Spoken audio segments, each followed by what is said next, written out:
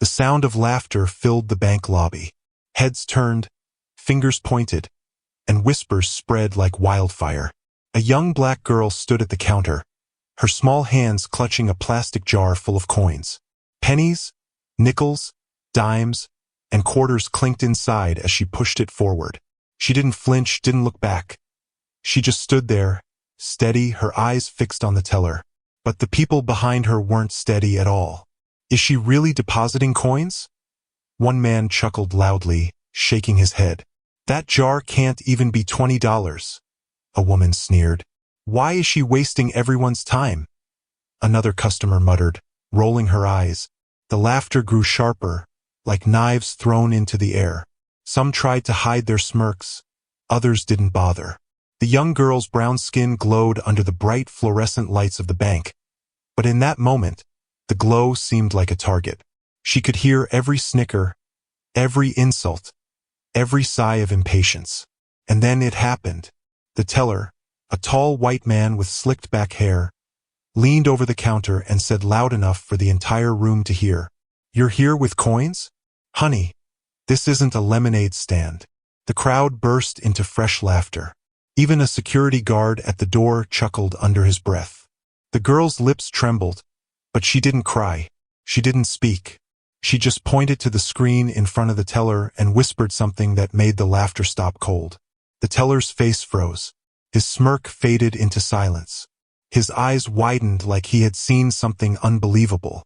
One by one, the mocking smiles in the room began to falter. People leaned closer, trying to catch a glimpse of what he was staring at. And then, the room went quiet, completely quiet.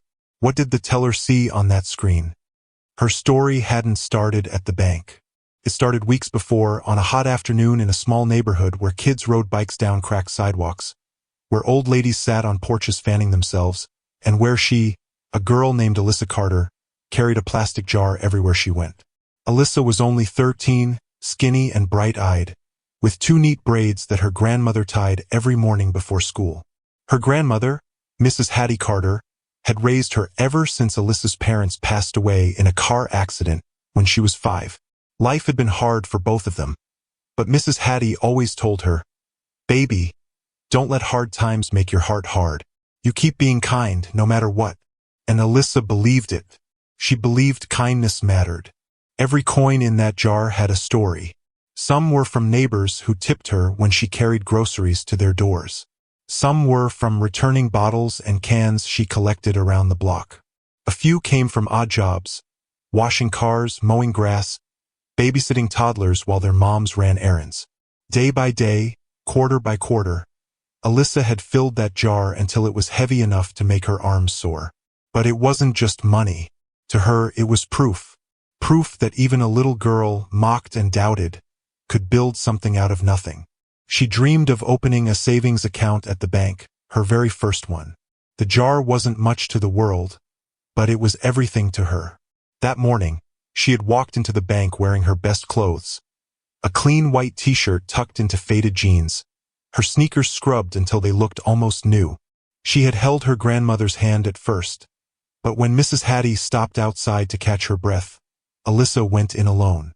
We share powerful stories that uncover hidden truths and challenge perspectives. Subscribe to stay updated, share to keep others safe, and comment where you're watching from. We share powerful stories that uncover hidden truths and challenge perspectives. Subscribe to stay updated, share to keep others safe, and comment where you're watching from. Inside, she kept her chin high. The marble floor sparkled under her shoes. The air smelled faintly of perfume and paper, and tall posters on the walls showed smiling families with bold words like, "Plan for your future," and "Build wealth with us." Alyssa wanted that future. She wanted to build, too. But as soon as she placed her jar on the counter, the laughter began. And that laughter, cutting, cruel, was the sound she carried with her now, as the teller stared at the screen with his mouth half open. Something was about to happen. Something no one in that bank expected. Before that moment unfolded, let's step back. Because to understand why everyone's laughter froze, you need to understand Alyssa. Her journey hadn't been easy. Alyssa's grandmother, Mrs. Hattie, worked as a seamstress out of their small home. The house was old, its paint peeling, its roof patched with mismatched shingles. But inside, it was full of warmth. The smell of cornbread often drifted through the air, gospel music played softly from a radio in the kitchen, and the walls were lined with family photos, some faded, some cracked, but all treasured. Mrs. Hattie taught Alyssa that money wasn't the measure of a person, but discipline and kindness were. Still, bills were piling up, and some days, the electricity flickered off until Hattie scraped together enough to pay it. Alyssa knew things were tight. That's why she had started saving. She wanted to help. She wanted to show her grandmother that she could carry some of the weight, even just a little. But the world outside their home didn't always see her effort. At school, kids teased her for bringing sandwiches wrapped in wax paper instead of store-bought Lunchables. At the store, clerks watched her too closely, like they expected her to steal. On the bus, strangers sometimes whispered about her skin, her braids, her clothes. Still, Alyssa didn't stop smiling. She didn't stop collecting coins. She didn't stop dreaming. And so, the day she walked into that bank, she wasn't just carrying a jar. She was carrying hope. But hope sometimes has to be tested. That's why when she pushed her jar toward the teller and the crowd erupted in laughter, she stood her ground. It hurt, yes, but she had been laughed at before. She had been underestimated before. The difference this time she had proof. And as the teller's eyes widened at the screen in front of him, Alyssa stood silently, her heart pounding in her chest. The room full of strangers leaned forward, restless and confused. The air thickened with suspense. Something was about to change. But before that change happened, something else, unexpected, broke the silence. A deep voice from the back of the line shouted, "Hey, leave her alone!" Every head in the bank turned. "Hey, leave her alone!" The voice cut through the silence like a crack of thunder. Everyone in the bank turned. At the back of the line stood a tall black man in his mid-30s. He wore a dark suit that fit snug across his broad shoulders, and his clean-shaven face carried a look of stern authority. His presence alone demanded attention. He stepped forward, his polished shoes echoing against the marble floor. The teller cleared his throat nervously, but the man didn't look at him. His gaze was locked on Alyssa, still standing at the counter with her jar. "You think this is funny?" the man asked, sweeping his eyes across the customers who had been laughing just seconds ago. His voice was deep, steady, and sharp enough to slice through every whisper in the room. No one answered. Some lowered their eyes. Others shuffled awkwardly, pretending to check their phones. The man moved closer, standing right behind Alyssa. He placed a hand gently on her shoulder, a protective gesture that made her feel like, for the first time since she walked in, she wasn't alone. "Young lady," he said, loud enough for everyone to hear, "don't you let these people shame you.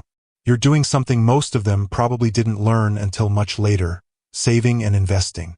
Alyssa blinked up at him, her lips parting slightly. Nobody had ever defended her in public like this. The teller coughed. "Sir, I didn't mean any disrespect." "Yes, you did," the man snapped, cutting him off. "You mocked a child for depositing her money. Do your job." The room went quiet again. The air was thick with embarrassment. The man's words had stripped away the laughter, leaving behind nothing but uneasy silence. Alyssa clutched her jar tighter. For a moment, she almost smiled. But then, before she could say anything, the door of the bank swung open with a loud clang. A group of 3 teenagers barged in, laughing and joking, one of them holding a basketball. They didn't notice the tension in the room right away. They were loud, rowdy, and completely out of place in the stiff quietness of the bank. The security guard, still smirking from earlier, suddenly straightened. "Hey, what are you kids doing in here? This isn't a playground." The tallest boy rolled the basketball in his hands. "Relax, man. We're just here to cash something real quick." His tone was cocky, careless.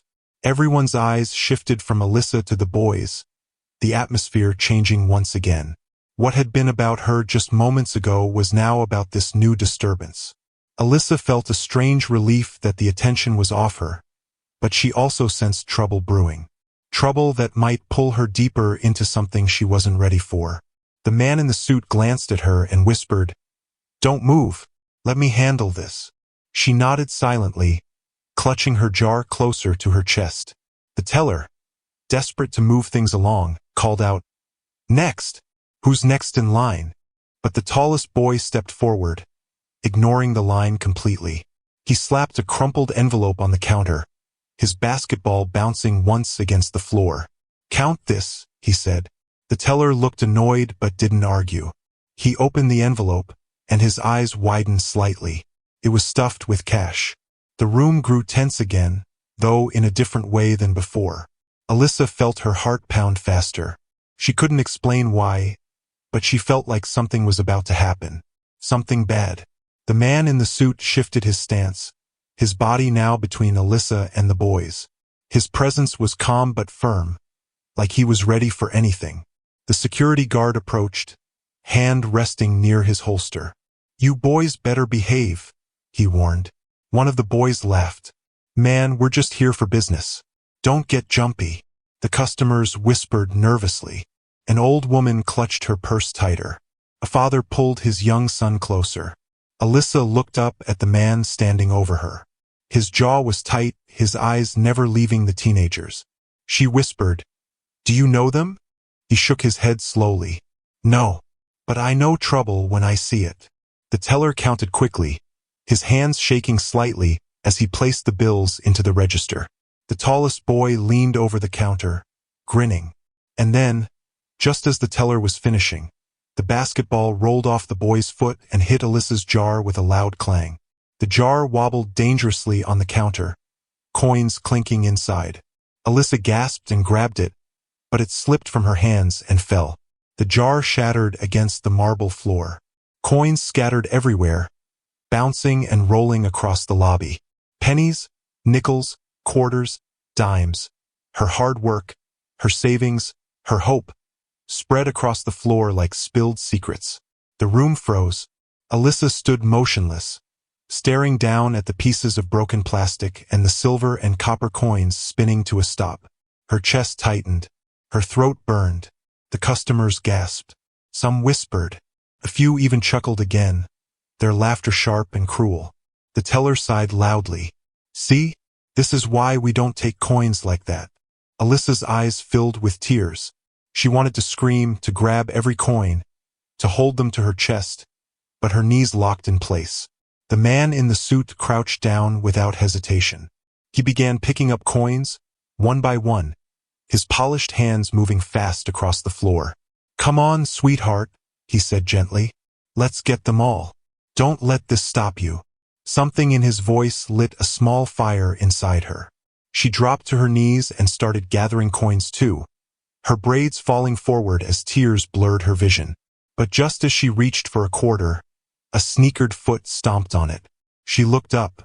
It was the tallest boy, smirking down at her. "You really saving pennies?" he sneered. "What you gonna buy? A candy bar?" The room went dead silent again. The man in the suit froze, his fist tightening around a handful of coins. Alyssa's tears stopped, not from sadness now, but from something hotter, something sharper. The security guard stepped forward. "That's enough," he barked. But the boy didn't move his foot. He leaned lower, grinning at Alyssa. "Pick another coin," he said mockingly. "This one's mine." Alyssa's breath caught in her throat. She stared at him, her hands trembling. The room was holding its breath too, every eye fixed on this standoff between a helpless girl and a sneering teenager. And then, the man in the suit rose to his full height, towering over the boy. His voice was low, steady, and dangerous. "Move your foot." The boy laughed. "Or what?" Everyone in the bank froze. The bank was still. No one moved. No one breathed. The coin glinted under the boy's sneaker, trapped like a prisoner, while Alyssa crouched frozen on the floor. "Move your foot," the man in the suit repeated. His tone wasn't loud, but it carried a weight that made even the security guard hesitate. The boy smirked, tilting his head. "It's just a coin, old man. Relax." The man stepped closer, towering over him. That coin doesn't belong to you. Step off. Now. The boy's friends laughed nervously from behind him, shoving each other. Yo, Malik. Don't let him talk to you like that. Malik, so that was his name, leaned down, staring at Alyssa with a mocking grin. Why's this so important to you, huh? You saving for Barbie dolls or something? Alyssa's cheeks burned. She wanted to shout, to tell him those coins were more than he could imagine, but her throat was locked tight. The man in the suit didn't flinch. He took another step forward, his shadow swallowing Malik whole. His voice dropped low. I'll tell you one last time. Move. Your foot. Malik's grin faltered for the first time. His eyes flicked to the security guard, who was already moving closer. Slowly, with a scoff, he lifted his foot off the coin. It rolled free, spinning once before clinking against the floor. The man crouched, picked it up, and placed it gently into Alyssa's palm. Don't ever let anyone take what's yours, he said softly. The crowd exhaled like they had been holding their breath the whole time. The tension eased, but only slightly. Malik clicked his tongue, clearly annoyed, but he backed off toward his friends. Whatever, man. It's just change. The security guard stepped between them now, his hand firm on his belt. You three better calm down or you're out. The boys muttered under their breath but didn't argue. They shuffled to the side, pretending to be interested in their phones. For a moment, the storm seemed to pass. Alyssa and the man gathered the rest of the coins, slowly filling the broken jar pieces with small piles of copper and silver. Customers watched quietly now, some embarrassed for laughing earlier, some curious, some still judgmental. A woman in a floral dress even bent down to help, slipping a few dimes into Alyssa's hand. Don't worry, honey. You'll get there, she whispered kindly.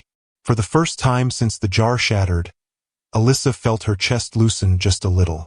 She wasn't alone anymore. When the last coin was picked up, the man handed her his handkerchief to wipe her eyes. You're stronger than you think, he said. She sniffled, nodding.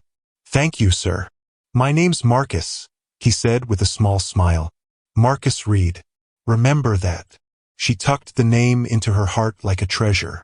But the peace didn't last long. Because just as Alyssa and Marcus stood up, ready to face the teller again, Malik's voice rang out from the corner. Hey, why don't we make this fun? He said loudly, his grin returning. He pulled a wad of bills from his pocket and waved it in the air.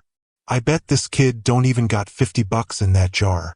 The bank went quiet again. All eyes turned to Alyssa. Malik smirked, flashing his money.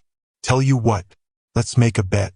If her coins add up to more than this, he fanned the bills dramatically, I'll apologize. But if not, she gotta admit she wasted everybody's time. Gasps rippled through the crowd. Some customers shook their heads. Others leaned in, eager to see the drama unfold. The teller frowned. Sir, this isn't. Count it.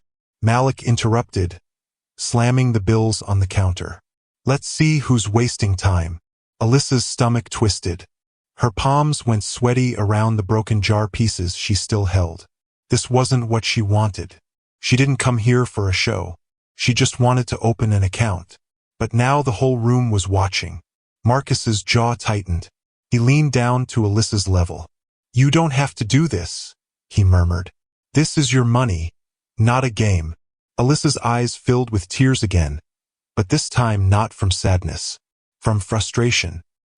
He thinks it's nothing, she whispered. But it's not nothing to me. Marcus studied her for a moment, then nodded slowly.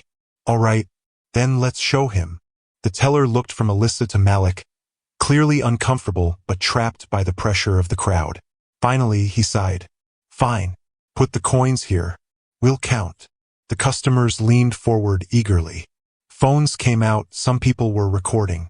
The atmosphere was electric, heavy with anticipation. Alyssa placed the coins carefully onto the counter, her hands trembling. The sound of metal hitting would fill the air as stacks of dimes, quarters, and nickels piled higher and higher. Malik smirked, arms crossed, whispering to his friends, No way she beats me. Look at that. Chump change. The teller began feeding the coins into the counting machine.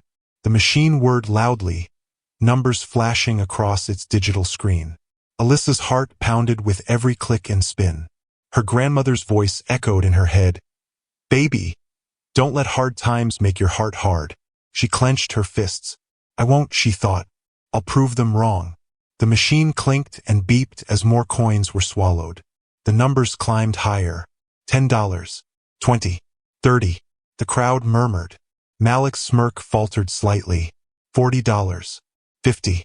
The crowd gasped. Alyssa's eyes widened. She hadn't even realized how much she had collected.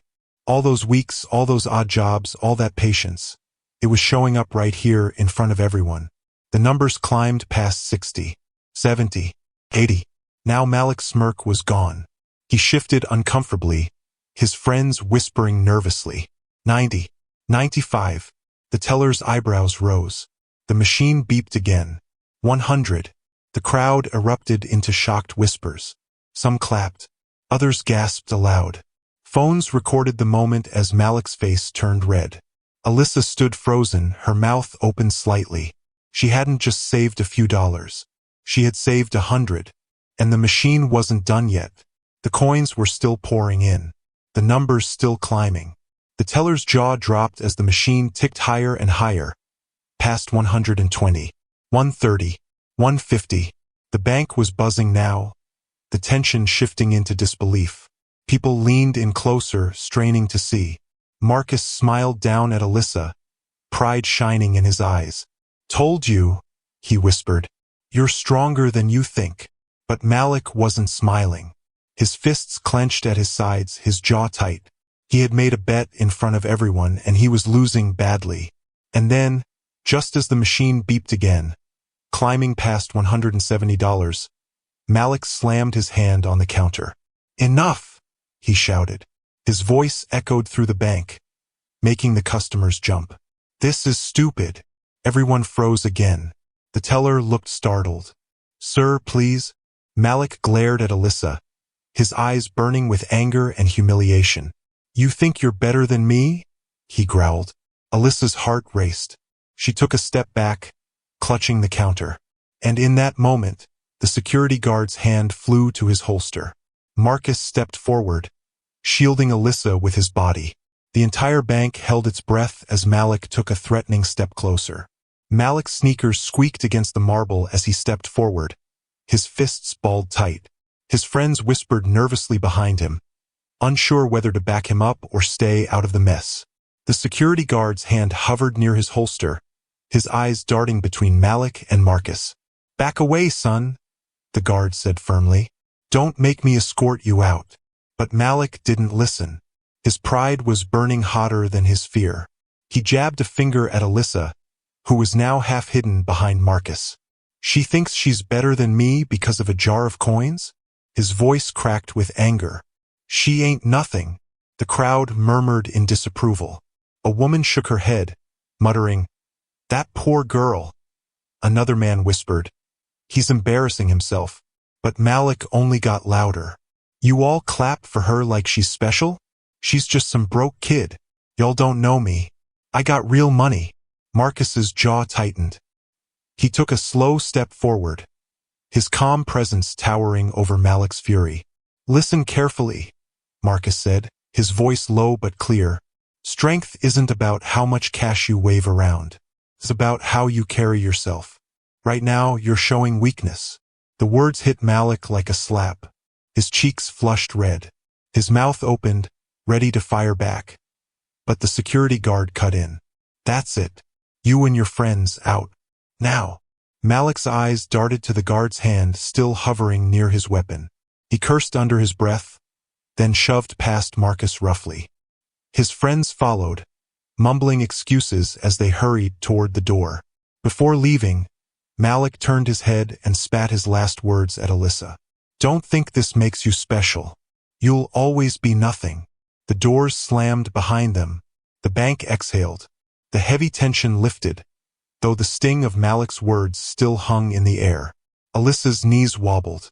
She clutched the counter for balance, her chest rising and falling quickly. Marcus turned to her, steadying her with a hand on her shoulder. "Ignore him," he said softly. He doesn't define you. The teller cleared his throat, clearly shaken by the chaos. He glanced at the counting machine, still full of coins. Your total is $173.45. The number echoed in Alyssa's ears. 173. She had never held that much money in her life. Her grandmother would be so proud. The teller shifted uncomfortably, his earlier smugness gone.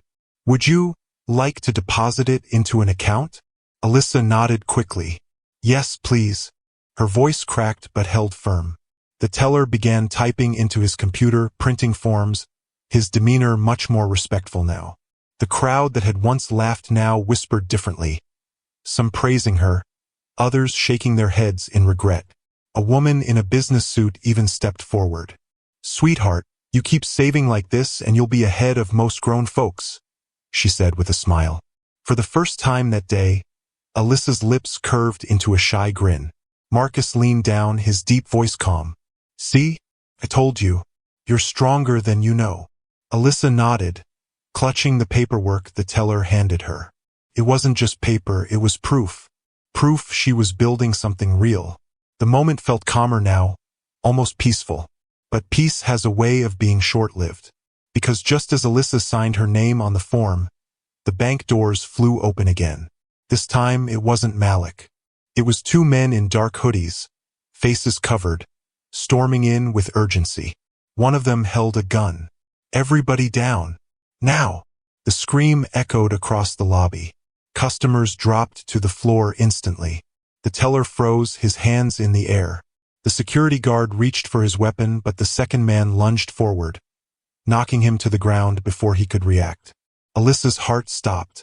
She clutched her jar pieces tight, her body trembling. Marcus immediately pulled her close, crouching low beside her. His eyes were sharp, scanning the room. The gunman waved his weapon wildly. Nobody move, and nobody gets hurt. The bank was chaos now. People crying, whispering prayers, children clinging to their parents. The sound of the counting machine still whirred in the background, eerily out of place. Alyssa's breath came in short gasps. She whispered to Marcus, "What's happening?" He kept his voice calm, steady. "A robbery. Stay low. Stay quiet." Her heart pounded so loud she thought the men would hear it. The taller gunman slammed his hand on the counter. "Fill the bags. All the cash now," he barked at the teller. The teller scrambled to obey, shoving bills into a duffel bag with trembling hands. Alyssa squeezed her eyes shut, her grandmother's voice echoing in her head. Don't let hard times make your heart hard. But right now all she felt was fear. Marcus crouched closer, shielding her with his body. "Stay behind me," he whispered. "No matter what." The robbers paced the room, their footsteps sharp against the marble floor. One of them barked at the customers. "Hands where I can see them." People obeyed, their faces pale with terror. Then suddenly the second robber's eyes fell on Alyssa. He spotted the broken jar pieces, the scattered coins still being gathered. He sneered. "What's this? A piggy bank?" He strode toward her, towering above, the gun swinging in his hand. Alyssa froze. Her blood turned cold.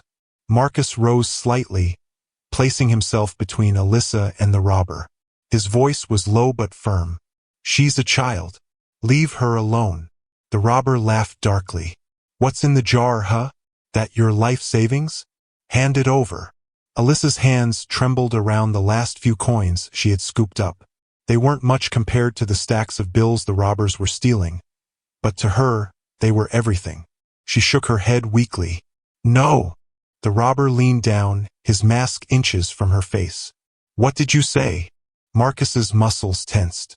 The security guard groaned on the floor, too dazed to intervene.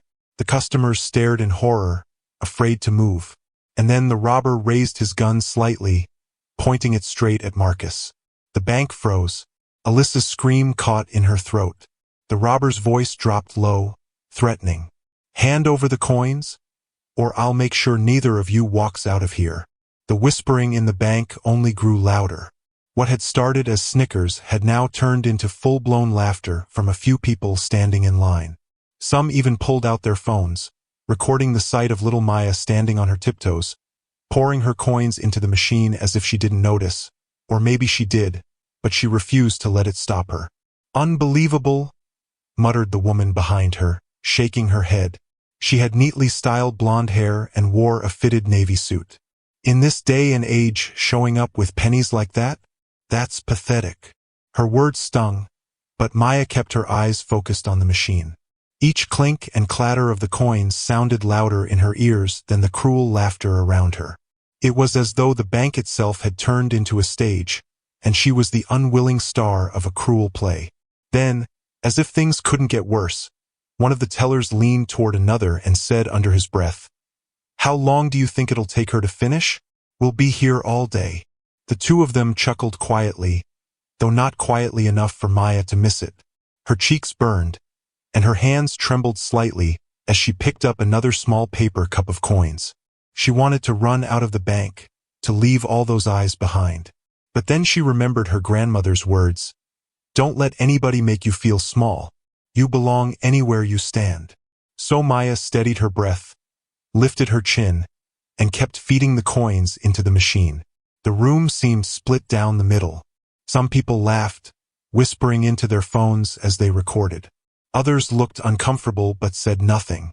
Only one person, an older man in a worn gray coat, watched silently, his brow furrowed as though he saw something in Maya the others didn't. As the coins poured in, the machine beeped. The screen flashed numbers rapidly climbing, but no one was paying attention to that part. All they saw was a young black girl with a bag of coins, and to them that was enough to make her a joke. The bank manager, a tall white man named Richard, stepped out of his office at the sound of the commotion. His shoes clicked sharply against the tile as he approached the growing crowd. He was in his mid-40s, with slicked-back hair and a stern face that rarely cracked a smile. "What's going on here?" he asked, his voice cutting through the laughter. "Nothing," one of the women said quickly, smirking as she gestured toward Maya. "Just some entertainment while we wait." Richard's eyes landed on Maya. His brows drew together slightly as he watched her tiny hands move back and forth between the cup and the machine. For a moment, it seemed like he might say something, but then his expression hardened. "Let her finish," he said flatly. "But don't hold up my other customers." His tone wasn't cruel, but it wasn't kind either. It was distant, detached, like Maya was nothing more than a disruption in his orderly bank. The words cut Maya more deeply than she expected. She had hoped at least one adult would stand up for her, but even the manager had dismissed her. Still, she swallowed the lump in her throat and kept going. Finally, the last of the coins rattled down into the machine. The crowd seemed almost disappointed that the show was ending.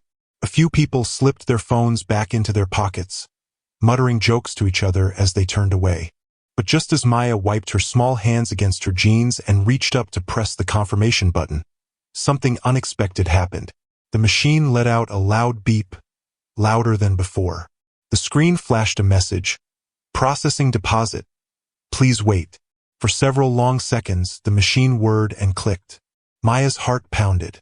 Everyone else turned their attention away, assuming the moment was over. But Maya stood rooted in place, staring at the screen as the numbers began to load. Then, just before the balance appeared, the machine froze. The screen glitched, flickering between black and blue. "Error. Please see teller." Maya gasped. She turned toward the counter, her coins now locked inside the machine. Her little heart raced. She could hear the laughter bubbling up again behind her. "See?" someone said loudly. "The machine can't even handle her pennies. Maybe it doesn't recognize that much dirt," another joked. The manager stepped forward, his jaw tight. "Step aside," he ordered, motioning for a teller to come over. "We'll sort this out." Maya's chest felt heavy. The humiliation was almost unbearable now. All she had wanted was to make a simple deposit, but instead she had become the target of cruel strangers in a room that seemed to shrink smaller and smaller around her. The teller who walked over was a young man named Jason. He was new at the bank, still learning the ropes, and his nervous energy showed as he tapped at the side of the machine. "It's okay," he said gently to Maya, his voice just low enough for her to hear. We'll get this fixed. For the first time that day, Maya felt a spark of relief. Someone wasn't laughing. Someone saw her as more than a spectacle. Jason opened the side panel of the machine and began fiddling with the buttons inside. The machine beeped again. Then the screen lit back up. Numbers flashed rapidly across it, but before Jason could confirm them, Richard leaned in. Don't announce anything yet, the manager said firmly. His eyes flicked toward the small crowd, which hadn't fully dispersed. We'll handle this privately. Jason hesitated, glancing at Maya, then back at his boss. But, do you understand? Richard cut him off sharply. Jason swallowed and nodded. He turned back to Maya with an apologetic look, lowering his voice. It's going to take a little longer. Can you wait with me by the counter? Maya nodded, though her stomach churned. The laughter still rang in her ears, and the weight of the stairs felt like a storm pressing down on her shoulders. She followed Jason quietly, her small sneakers squeaking against the polished floor as the crowd slowly lost interest and went back to their business. But as Maya sat on the stool near the counter, clutching the strap of her empty coin bag, she couldn't shake the feeling that something big was about to happen. The numbers she had glimpsed on the screen, just before it glitched, had been higher than anyone in that room could have imagined. The problem was Richard had seen them too, and his expression had changed the instant the figures appeared. It wasn't the look of a man annoyed by pennies anymore. It was something else, something sharper, something Maya didn't understand yet. And just as Jason prepared to announce the deposit amount, Richard stepped forward and put a firm hand on his shoulder. Don't say a word, Richard whispered. Not here. Not now. Maya's eyes widened. She didn't know what was going on, but she knew this wasn't over. Not by a long shot. Jason froze, his hands still hovering over the machine's buttons, his throat tightening under the weight of Richard's grip. The manager's voice had been low, but stern enough to send a chill down his spine. Jason looked into Richard's cold eyes, then glanced at Maya, who sat anxiously on the stool, her fingers twisting the strap of her empty coin bag. Her eyes were wide, searching his face for answers. Jason wanted to say something, anything, to ease her worry. But Richard's hand pressed harder into his shoulder, a silent warning that words carried consequences. Sir, Jason whispered nervously, I just need to finalize the deposit. The machine already calculated it. She deserves to know. Richard's lips tightened. Not here. Not in front of them. He jerked his chin toward the rest of the bank. Though the laughter had died down, a few curious eyes still flicked toward Maya every now and then, waiting to see if there was more entertainment to be had. Jason swallowed. He hated the way this felt. It wasn't just about money anymore.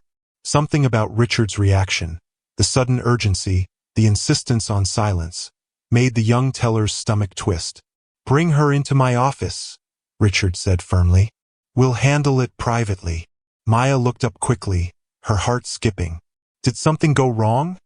She asked, her small voice trembling.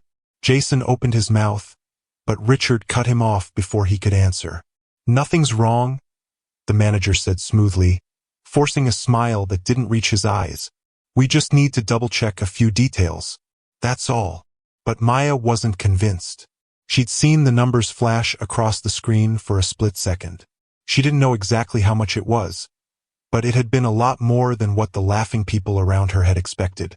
Jason hesitated. He didn't like the idea of leading a child into the manager's office under this cloud of secrecy. But Richard's hand remained firm on his shoulder, and Jason was too new to risk losing his job over defiance. Come with me, Jason said softly to Maya, offering a gentle smile to hide his unease. Maya slid off the stool, her sneakers squeaking again against the polished floor. She followed Jason and Richard toward the glass-walled office at the side of the bank. The laughter had finally stopped, but the silence was heavy, thick with curiosity. People watched them move, some whispering under their breath. Inside the office, Richard shut the door behind them. The room was quiet, insulated from the chatter outside. A large wooden desk sat in the middle, neatly stacked with papers. The blinds on the glass walls were half drawn, casting sharp lines of shadow across the floor. Richard gestured toward a chair. "Sit," he said. Maya sat, clutching her empty coin bag to her chest like it was a shield. Jason stood nearby, fidgeting nervously. Richard moved behind his desk, his movements crisp and deliberate. He sat, folded his hands, and looked at Maya with an expression that was meant to appear kind. But his eyes betrayed something else: calculation. "So, Maya," Richard began, his tone lighter now, "that was quite a lot of coins you brought in today." Maya nodded slowly. "I've been saving for a long time." "I see." Richard leaned back in his chair. "And where did you get all those coins?" The question made Jason shift uncomfortably. It sounded less like curiosity and more like interrogation. "My grandma gave me some," Maya said quietly, "and I saved the rest from chores, birthdays, and just picking them up whenever I found them. It's mine." Richard studied her, his eyes narrowing ever so slightly. Then he leaned forward, lowering his voice. "Do you understand how much money that machine said you had?" Maya shook her head, though she remembered the numbers flashing too quickly to count. "I only know it's a lot." Jason stepped in quickly.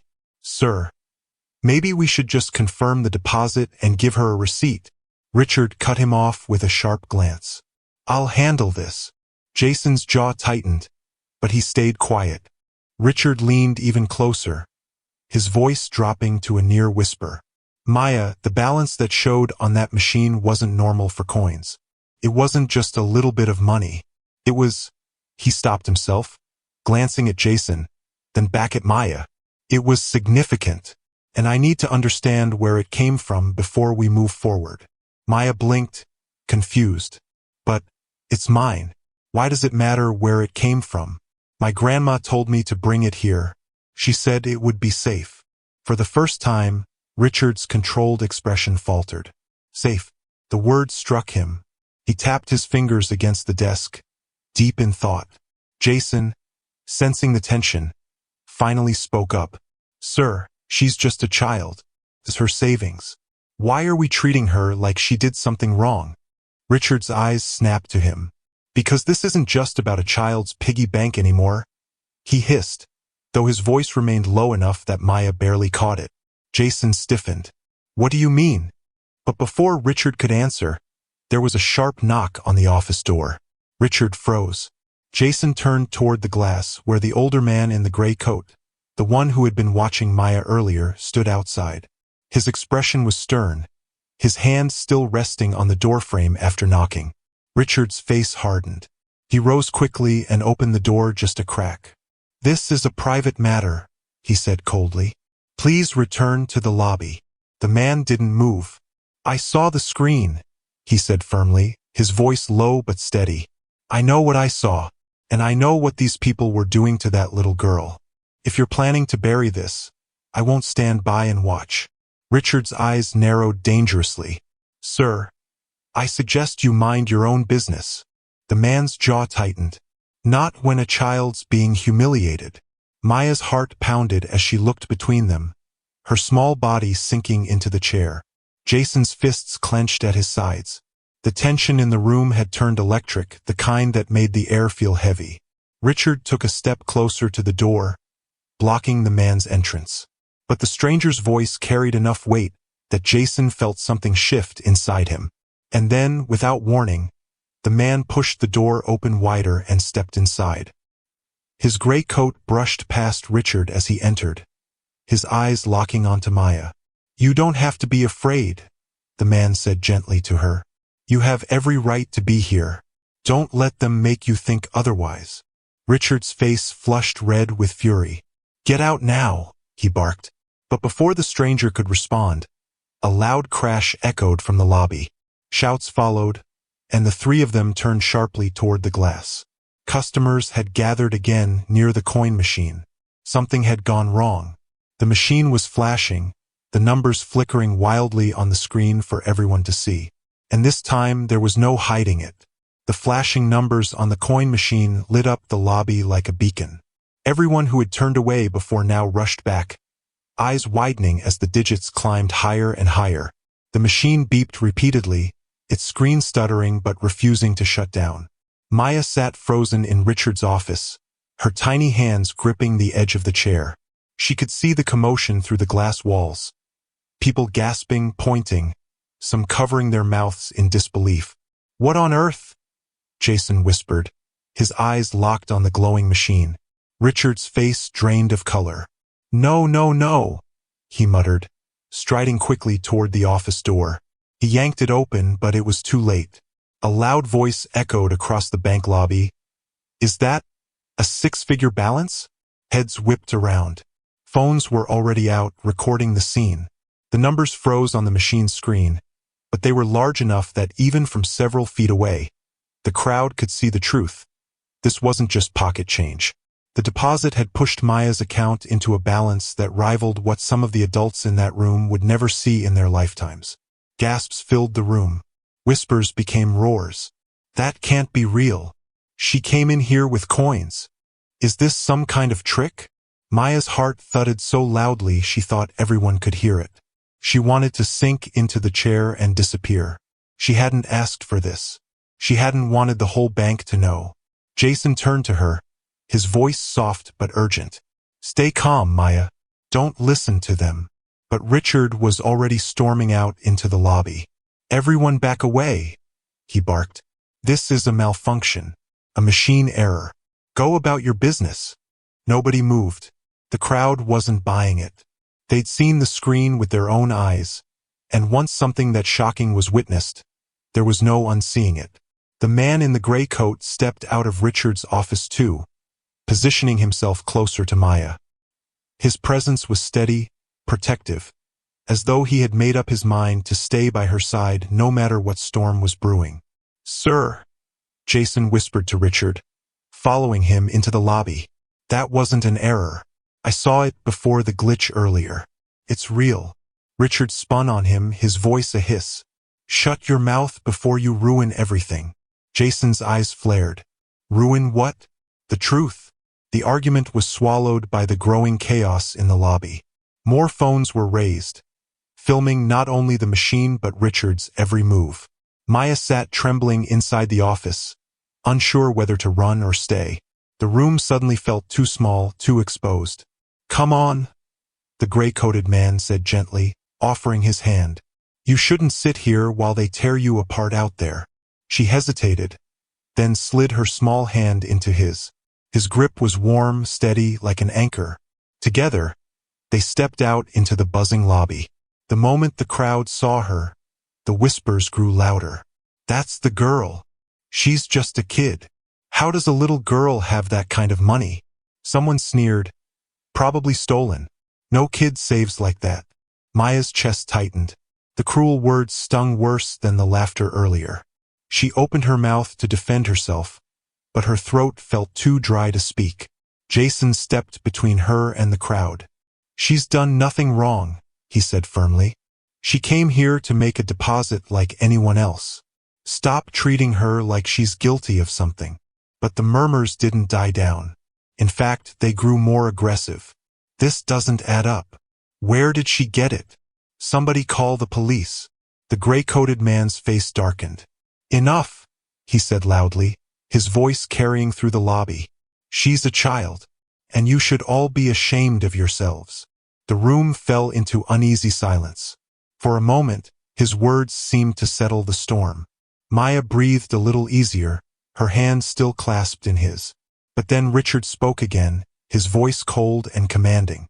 "Until we can verify the source of those funds, her account is frozen. That's the policy." The crowd gasped again, though this time not all in agreement. Some nodded, muttering that it was suspicious.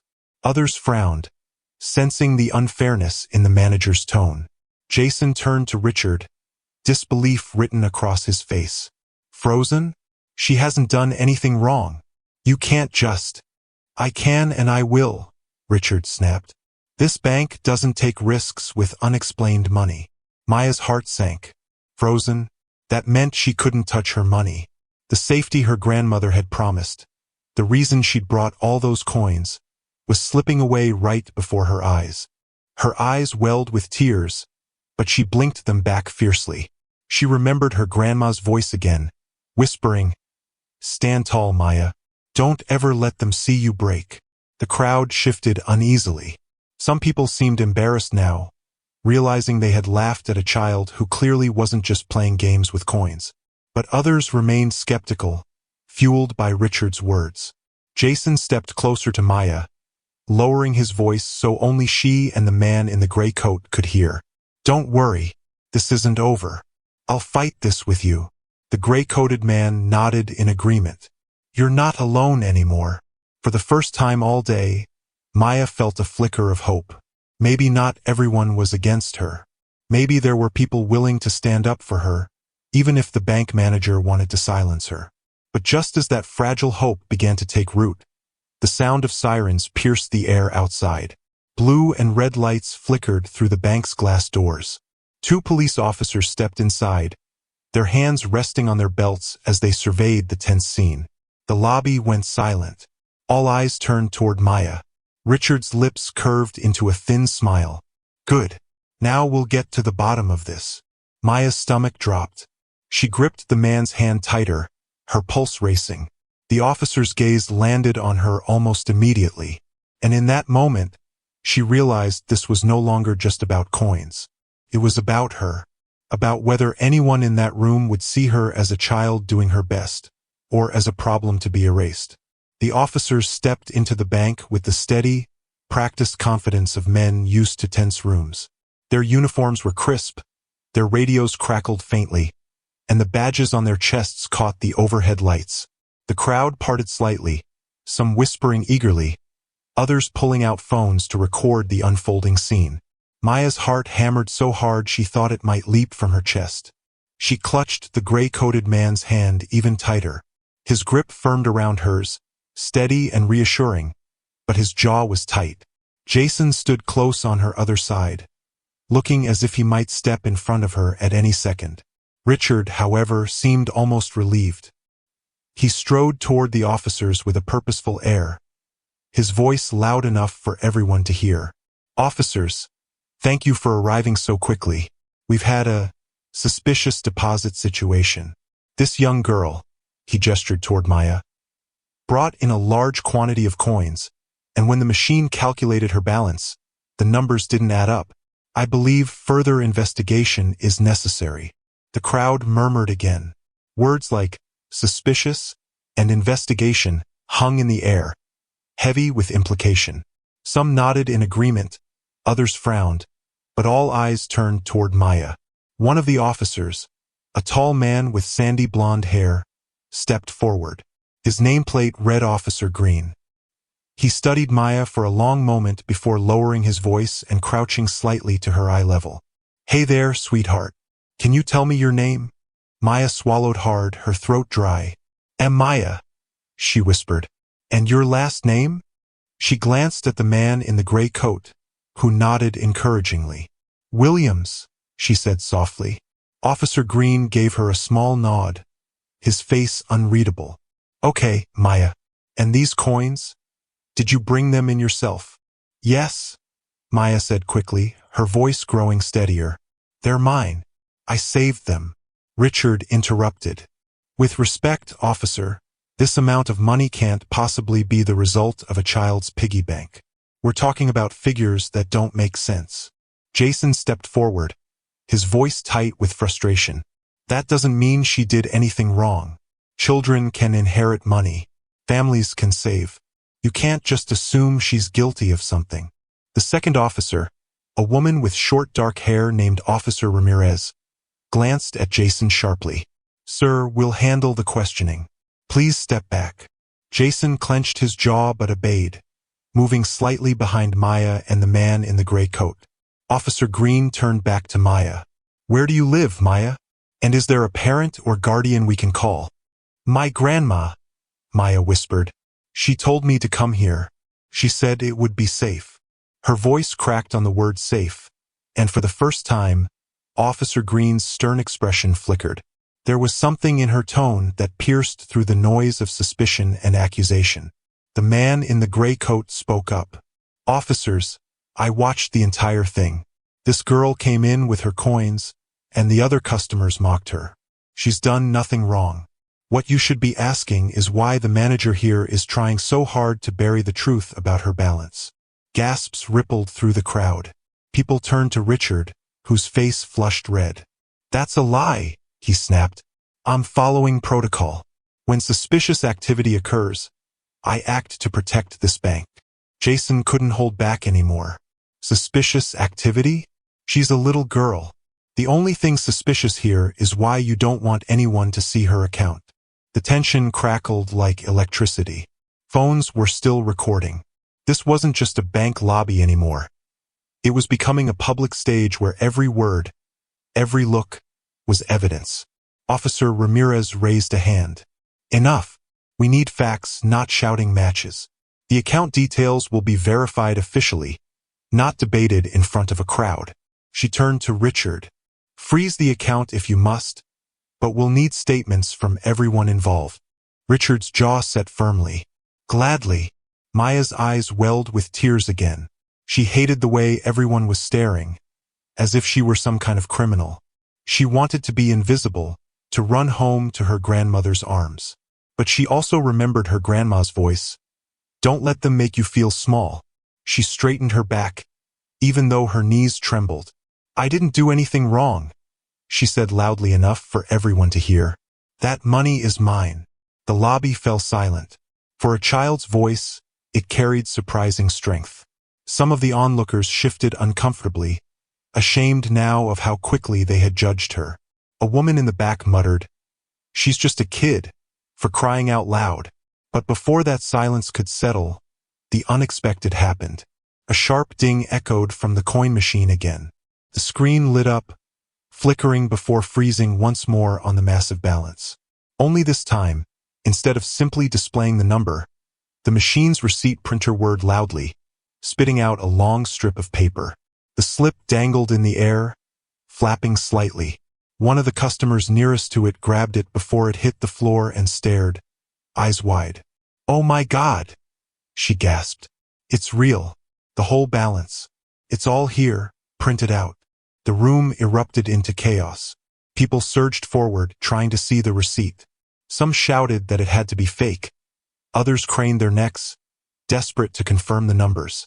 Richard lunged toward the customer, snatching the slip of paper from her hands. "This is bank property," he barked. "Not for public distribution." But the damage was done. Half the lobby had already glimpsed the figures. Whispers turned into roars again. "She's rich. That's more money than half this bank combined. Where did it come from?" Maya's world spun. Her secret was no longer hers. What was supposed to be safe was now a storm of eyes, voices, and accusations. Jason quickly stepped in front of her, shielding her from the mob's energy. The man in the gray coat placed a protective arm around her shoulders. Officer Green raised his voice, commanding authority. "Everyone calm down. Back away now." But even as the crowd reluctantly obeyed, the words that mattered most came from Richard. He held the receipt tightly in his hand, his face pale but his voice sharp. "This isn't just a deposit anymore," he declared, his eyes locking onto Maya. "This is an investigation." Maya's breath caught in her throat. The lobby buzzed with fear and curiosity, but all she could hear was that one word echoing in her head. Investigation. The room that had once mocked her for coins was now ready to tear her apart for riches. And just as the officers prepared to lead her away for questioning, the bank's front doors burst open again, this time not with more police, but with a woman's desperate voice calling out, "Maya!" Every head turned. Maya's heart leapt. That voice. That was her grandmother. "Maya!" The cry cut through the chaos of the lobby like a blade through fabric. Every head swiveled toward the glass doors, where an older woman stood framed in the light from outside. She was small in stature but carried herself with a presence that filled the room. Her gray hair was wrapped neatly in a scarf, her eyes sharp behind gold-rimmed glasses, and her cane tapped firmly against the tiled floor as she stepped inside. Maya's breath hitched. Relief surged through her chest, and before she could think, she broke from Jason's protective hold and ran. "Grandma!" She barreled into her grandmother's arms, burying her face against the familiar fabric of her shawl. For the first time all day, she felt safe. The older woman stroked her granddaughter's back, then lifted her chin. Her gaze swept the room, cool and unflinching, lingering longest on Richard and the officers. "What is going on here?" she demanded, her voice steady and commanding. No one answered at first. The crowd shifted uneasily. The authority in her tone was not that of someone lost or confused. It was the authority of someone who had weathered storms before and refused to bow to them. Richard cleared his throat, adjusting his tie. "Madam, we were simply following protocol. Your granddaughter's deposit raised questions. The amount involved is highly unusual for a child her age." Maya's grandmother narrowed her eyes. "Unusual does not mean criminal. She came here with my permission. Every coin she carried was hers, saved and accounted for. I told her this bank would keep it safe. Instead, you have humiliated her in front of strangers and dragged police into it." Officer Green shifted his weight, clearly uncomfortable. "Ma'am, our presence was requested due to potential irregularities. We're just trying to get clarity." "You want clarity?" the grandmother snapped. "Here it is. That money is legitimate. If you doubt it, you'll find the documentation in my home. I've kept every receipt, every record. But you chose to shame a child before verifying anything. Tell me, officer, does that sound like justice to you?" The lobby went still. Even the crowd, who had moments earlier jeered or whispered, seemed caught off guard by the woman's sharp words. Jason stepped forward, emboldened by her presence. "She's right. You all saw how Richard treated Maya the moment she walked in. This was never about protocol, it was about prejudice." Murmurs rippled through the crowd again. A few nodded, others exchanged uneasy glances. The tide of opinion, once firmly against Maya, now began to shift. Richard's face darkened. "Now wait just a minute. I run this bank according to rules, not emotions. The amount deposited triggered our fraud alerts. I acted responsibly." The grandmother fixed him with a stare that seemed to pierce through his very skin. "Responsible would have been treating her like a customer. Instead, you treated her like a criminal. You let strangers mock her while you stood by. And when the machine revealed the truth, you tried to bury it." The words landed like blows. Phones were still recording, capturing every exchange. Richard knew it. Sweat dotted his forehead. Officer Ramirez stepped in, attempting to cool the rising temperature. "Ma'am, if you truly have documentation, then this can be resolved. But we'll need to review it. Until then, the account will remain frozen." Maya gasped. "Frozen? But that's my money." Her grandmother laid a gentle hand on her shoulder. "Hush, child. Let them play their games. We know the truth." She turned back to the officers. "Fine. You want records, you'll have them. But hear me well. You will not lay another finger of suspicion on this girl without evidence. Am I understood?" The quiet authority in her voice made even Officer Ramirez nod reluctantly. "Understood." The tension in the room seemed to ease slightly. The officers exchanged glances, making notes on their pads.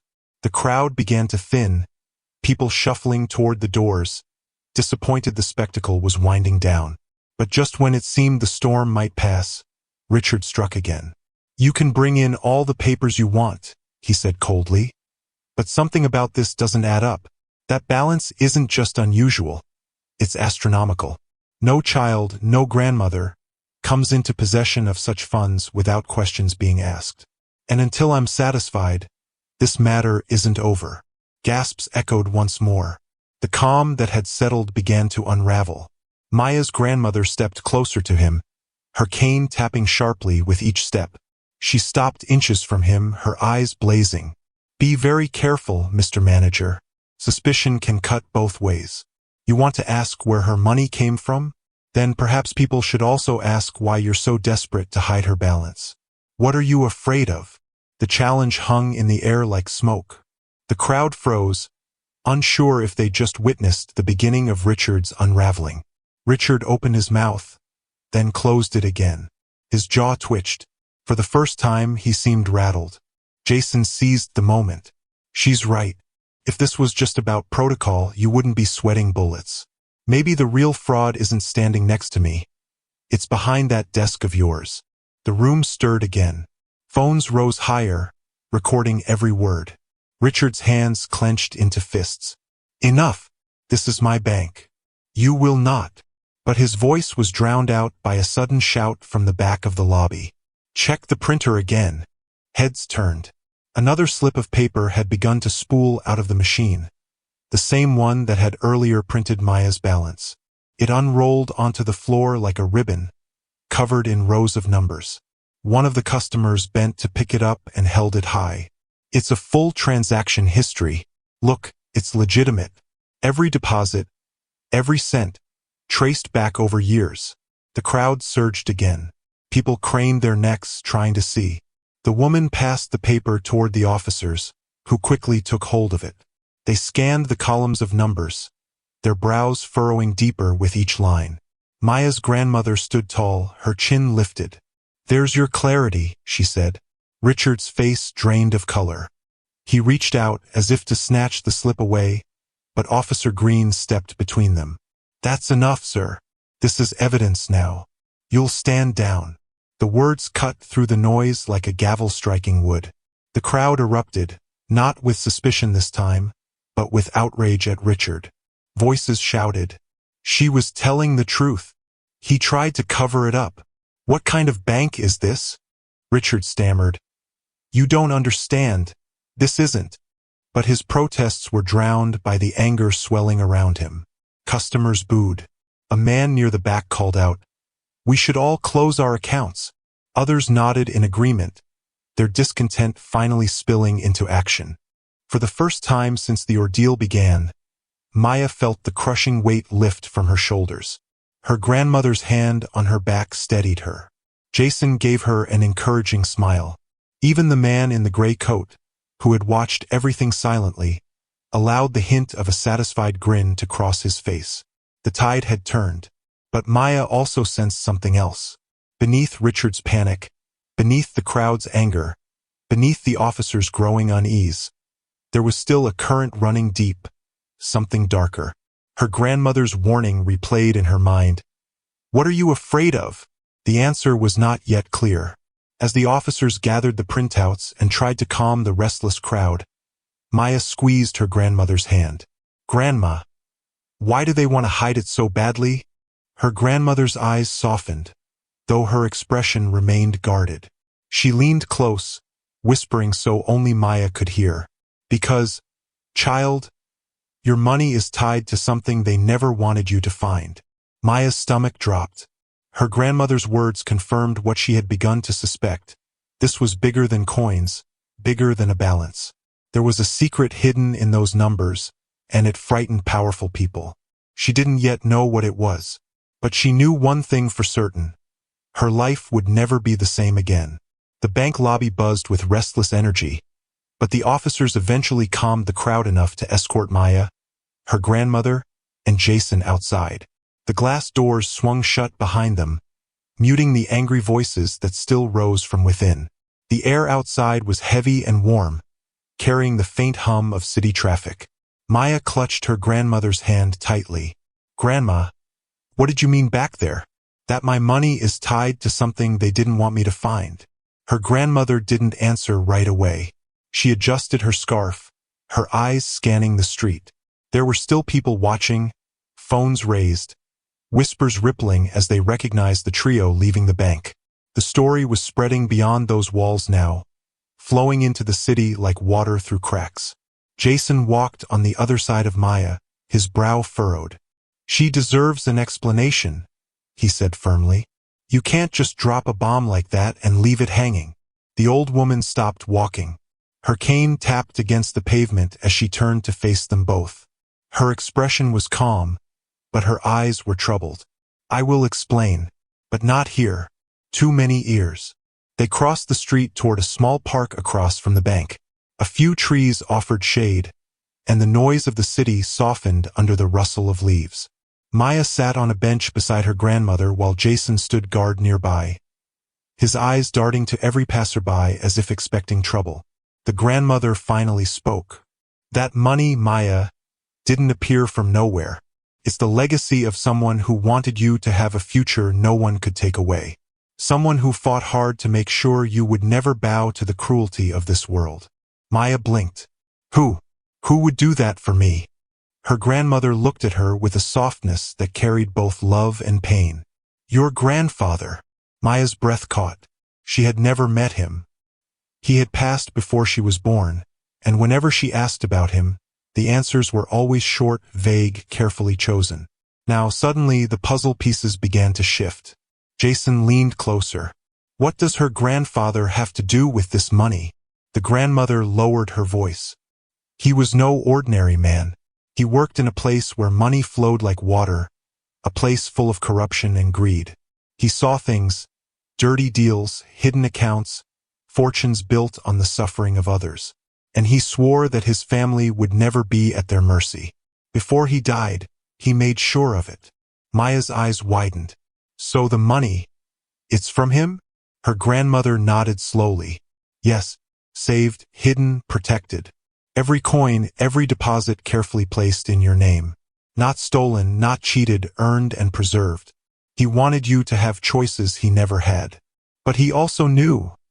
She hesitated, her lips pressing together. He knew they would not want you to touch it, because once you did, the truth of its existence would come to light. Jason frowned. And that's why Richard panicked in there. He wasn't just worried about a child making a big deposit. He knew what the balance meant. Exactly, the grandmother said. That account holds history, proof, records that some people would do anything to keep buried. Maya sat frozen, her heart racing. She thought of Richard's face, pale and sweating. She thought of the officers, uneasy as they read the printouts. And she thought of the crowd, turning from laughter to outrage in a matter of moments. Grandma, are we in danger? She whispered. The old woman didn't answer right away. Her silence was enough. Jason stepped forward, his jaw tight. If what you're saying is true, they won't stop at humiliating her. They'll try to silence this.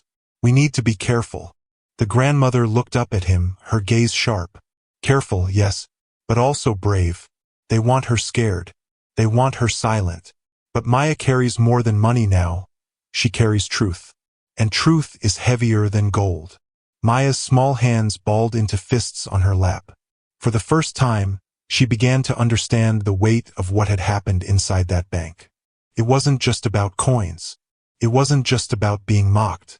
She was part of a story that had started long before her birth, one that powerful people were desperate to erase.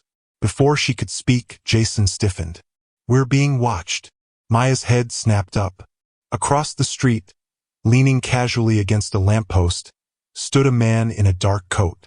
The same man who had been inside the bank, silent and observant. His eyes met Maya's, unblinking, before he pulled out a phone and spoke into it. The grandmother's grip on Maya's hand tightened. We need to go. Now. They rose from the bench, but as they moved, the man stepped off the curb and began to follow. Not rushing, not hiding, just walking, his presence unmistakable. Jason positioned himself between the man and the two women. Head to the car, he muttered. They hurried toward a small sedan parked at the edge of the lot. Maya's pulse thundered in her ears. Every step felt heavy, as if the world itself pressed against her. Behind them, the man's steady footsteps never faltered. By the time they reached the car, Jason had his keys out, his eyes flicking to the man with every movement. He opened the back door for Maya and her grandmother, urging them inside. But just as Jason moved to the driver's seat, the man finally spoke. His voice carried easily across the lot, low and calm but filled with menace. You have something that doesn't belong to you.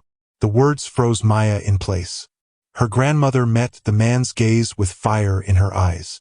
It belongs to her, and you will not take it. The man smirked. We'll see. He slipped his phone back into his pocket and turned away, disappearing down the street as calmly as he had appeared. But his message lingered in the air, sharp and threatening.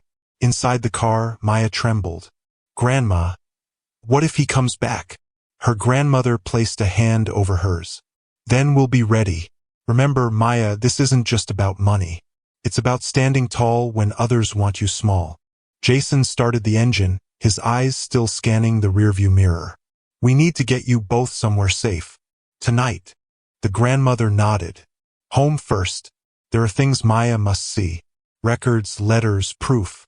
If the past is rising to the surface, then she must know all of it. Maya swallowed hard, her gaze fixed on the blur of the city as they pulled away. Fear still clung to her, but underneath it burned something new. Determination. She didn't yet know the full truth of her grandfather's legacy. She didn't know why Richard and men like him were so desperate to bury it. But she knew one thing: she was no longer just a girl with a jar of coins. She was a thread in a story that powerful hands had tried to cut. And she was ready to follow it, no matter how dangerous the path ahead became. The car disappeared into the evening traffic, leaving behind the bank, the crowd, and the man in the coat. But Maya knew this wasn't the end. It was only the beginning. The drive home was quiet. The hum of the tires on the pavement filled the silence, broken only by the occasional turn of Jason's indicator. Maya leaned against the window, watching the blur of streetlights pass by. Every flicker of light seemed to carry questions she didn't yet have answers to. Her grandmother sat beside her, silent but firm, her hand resting over Maya's like an anchor. Jason's eyes never left the road, though his knuckles were white around the steering wheel. When they finally pulled into the driveway of the grandmother's small house, the air felt different, heavier, like the walls themselves carried secrets. The house was simple, modest, with peeling paint and a front porch that sagged slightly. Maya had always thought of it as cozy, safe. But tonight it looked like the doorway to something hidden. Jason parked and turned to face them. "I'll check around before we go in," he said. He scanned the street, every shadow suspicious, every parked car a possible threat. Maya's grandmother gave a small nod. "Be quick, but thorough." Jason circled the house, checking the yard and peering into corners. When he returned, he gave a short nod. "Looks clear. For now." Inside, the house smelled faintly of lavender and old books. The grandfather clock in the hallway ticked steadily, marking the weight of time. Maya followed her grandmother into the living room, where stacks of photo albums and knitting baskets lined the shelves. Her grandmother lowered herself into an armchair with a sigh. "Maya, go to the hallway closet. On the top shelf, there's a wooden box. Bring it here." Maya obeyed, her hands trembling as she reached for the dusty box. It was heavier than she expected, the wood dark and worn smooth with age. She carried it carefully to her grandmother, who laid it across her lap. Jason hovered nearby, arms crossed, his eyes darting to the windows as though expecting someone to peer in. The grandmother ran her fingers along the lid, as if touching an old friend. Then, with a firm motion, she lifted it open. Inside lay stacks of envelopes, yellowed with time, and bound bundles of receipts.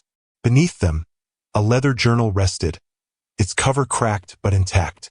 At the very bottom, wrapped in cloth, was a small velvet pouch. Maya leaned closer, her heart pounding. Her grandmother pulled out the journal first. "This belonged to your grandfather.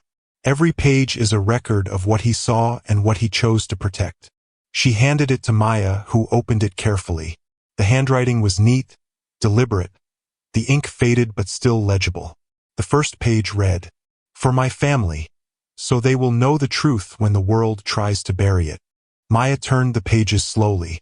Each entry detailed transactions, names, places, evidence of corruption in companies and banks, all meticulously recorded. Some names were underlined, others circled. Even at her young age, Maya could sense the gravity of what she was holding. "Grandma, this looks dangerous," she whispered. Her grandmother nodded. It was. He paid dearly for writing those words, but he believed the truth must be preserved, even if it cost him everything. Jason leaned forward. "These records, if they connect to powerful people, then it explains why Richard panicked. He's not protecting the bank. He's protecting whoever doesn't want this exposed." The grandmother's eyes hardened. Exactly. Maya set the journal aside, her hands shaking. She picked up one of the envelopes and peeked inside. Neatly folded bank slips and handwritten notes fell into her lap. Everyone confirmed a deposit made in her name, stretching back years. Her grandmother smiled faintly. He wanted you to grow up with proof that your life could be built on something secure, not the scraps the world would try to leave you. Maya swallowed, overwhelmed. But why didn't you tell me sooner? The old woman sighed. Because, child, once you knew, you'd carry the burden. And you were too young for that weight. But today, they forced it into the open. Now you must be ready. Jason glanced at the velvet pouch. What's in there? Her grandmother hesitated before unwrapping it. Inside gleamed a small gold key, worn but polished. She held it up between her fingers. This opens a safe deposit box at another bank. Your grandfather's final safeguard. What's inside? Even I do not fully know. Maya's eyes widened. Another secret? Her grandmother nodded. Another truth. One we may have no choice but to face. Before Maya could ask more, the sound of a car door slamming outside snapped their attention to the window. Jason was at the curtain in an instant, pulling it back just enough to see. His body stiffened. They're here. Maya's stomach dropped. Who? Jason's jaw tightened. The man from the bank. And he's not alone. The grandmother's face remained calm, though her eyes darkened. I knew this would come. She rose slowly, her cane tapping the floor with deliberate weight. Maya, listen to me. Whatever happens, you hold on to that journal. Do you understand? Maya nodded, clutching it to her chest. Jason moved toward the door, his stance protective. Stay behind me, if they try to force their way in. But before he could finish, 3 sharp knocks rattled the wooden door. The sound echoed through the small house, heavy and foreboding. Maya's heart pounded. The journal felt like fire in her hands. The voice came next, muffled through the door but unmistakable. Calm, cold. Open up. We need to talk. The man in the coat. Jason looked back at the grandmother. Do we answer? Her grandmother's eyes narrowed. Not yet. Let them wait. She turned to Maya, her tone steady but urgent. Child, remember this moment. Fear is what they want from you. But courage is what they cannot take. The knocking came again, louder this time. The house seemed to shake with it. Maya squeezed her eyes shut, her knuckles white around the journal. She could feel the weight of her grandfather's words, the truth written inside, the key glinting in her grandmother's hand. And she knew whatever happened when that door opened, nothing in her life would ever be the same. The third knock boomed through the house, followed by silence. A silence thick enough to choke. Then the man's voice again, this time sharper. We won't ask a fourth time. The silence after the third knock was heavier than the sound itself. The walls seemed to close in around Maya as she sat clutching the journal to her chest, every breath sharp and quick. Jason's fists clenched at his sides, ready to fight if needed, while her grandmother stood tall by the door, cane planted like a staff of authority. Another voice joined the man in the coat. Lower, rougher. We know what's inside. Hand it over, and this ends quietly. Maya's grandmother's lips tightened. They want the journal, she whispered. Your grandfather's truth is what they fear most. Jason moved closer to the door. We can't just let them in. But we can't stay trapped either. They'll force their way eventually. Maya's small voice trembled. Grandma, what do we do? The old woman placed her hand firmly on Maya's shoulder. We stand, just as your grandfather did.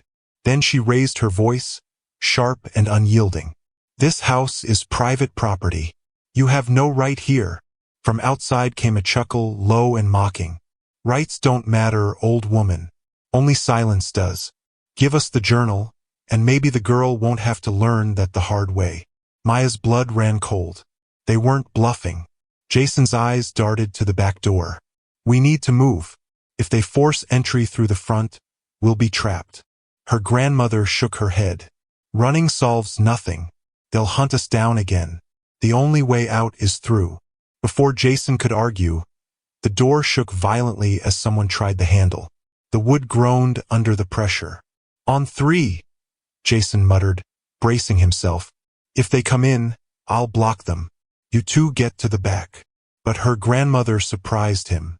She reached into the velvet pouch and pulled out the gold key, holding it high like a torch. "They think fear rules us, but fear is nothing compared to truth." She turned to Maya, her voice fierce. "Child, you must speak. Let them hear your voice. It's the one thing they cannot bury."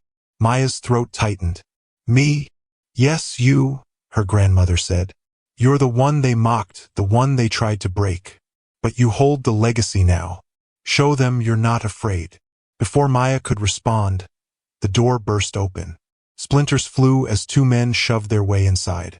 The man in the coat led them, his calm demeanor now edged with menace. Behind him stood a heavier man with cold eyes and a sneer. Jason lunged forward, shoving the door back against them, but the men forced through, strength meeting strength. The room erupted in chaos. Grunts, shouts, the crash of a lamp falling. In the midst of it, Maya's grandmother stood tall, lifting her cane like a barrier. "Enough!" Her voice cut through the struggle. Everyone froze for a heartbeat. The man in the coat straightened, brushing dust from his sleeve. His gaze slid to Maya, who was still clutching the journal. "That," he said quietly, pointing, "does not belong to you." Maya's heart hammered. Every instinct screamed at her to hide, to run. But her grandmother's words echoed in her mind. "Speak. Let them hear your voice." She rose slowly, her small hands tightening around the leather-bound journal. "This does belong to me," she said, her voice shaking but loud enough to be heard. "It's my grandfather's, and it's mine now. You mocked me at the bank. You tried to scare me, but you can't take this away. Not anymore." The man in the coat tilted his head, studying her. For the first time, uncertainty flickered across his face. The bigger man snarled, stepping forward, but Jason moved to block him, fists ready. "Careful," Jason warned. "You touch her, and you answer to me." The grandmother's eyes burned with pride. "You hear her?" she said, her voice steady. "She's a child, yet braver than all of you combined. You hide behind threats, but she stands in truth." The man in the coat's jaw tightened. "Truth gets people killed. Lies do worse," the grandmother shot back. For a long moment no one moved. The air was thick with tension, the weight of choices hanging over all of them. Then, suddenly, flashing blue and red lights cut through the night. The wail of sirens grew louder until police cars skidded to a stop outside the house. Officers poured out, weapons drawn. "Hands where we can see them," one shouted. The two intruders froze. Jason stepped back, his chest heaving. Maya clutched the journal tighter, relief and fear swirling together. The officers swarmed the porch, dragging the men outside. The man in the coat didn't resist, but his eyes never left Maya's. Even as he was shoved into the back of a squad car, his stare burned into her, a silent promise that this wasn't over. When the door finally shut behind him, silence fell again. Jason exhaled deeply, collapsing into a chair.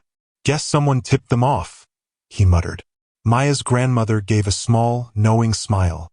"Sometimes truth finds its own way to the light." Maya sank beside her grandmother, her body trembling from the adrenaline. "Grandma, what happens now?" The old woman placed a hand on the journal. "Now, child, we keep reading. We uncover every page, every secret your grandfather left. And when the time is right, we share it with the world." Jason nodded firmly. "And I'll make sure no one lays a hand on you until then." Maya opened the journal again, her eyes scanning the words with new resolve. She was no longer just the girl mocked for her coins. She was the heir to a truth larger than herself, a truth that could shake the foundations of those who thought themselves untouchable. Outside, the sirens faded as the cars pulled away with the intruders inside. But Maya knew their departure wasn't the end. It was only a pause. The fight for her grandfather's legacy had just begun. Her grandmother squeezed her hand gently. "Remember, Maya, money can be stolen, mocked, or frozen. But truth? Truth endures. Maya nodded, her fear melting into determination. She didn't know what storms still waited ahead, but she knew this. She was ready to face them, for she carried not just coins, not just numbers on a screen, but the voice of her grandfather, the man who had left her the greatest inheritance of all, courage. And no amount of mocking, threats, or fear could ever take that from her. Thank you for watching. If you found this story engaging, we invite you to share your thoughts in the comments below. Your perspective adds value to the conversation. To stay updated with future stories exploring themes of race, inequality, and the unexpected choices that shape lives, please consider subscribing to this channel. Your support helps us continue creating meaningful and thought-provoking content.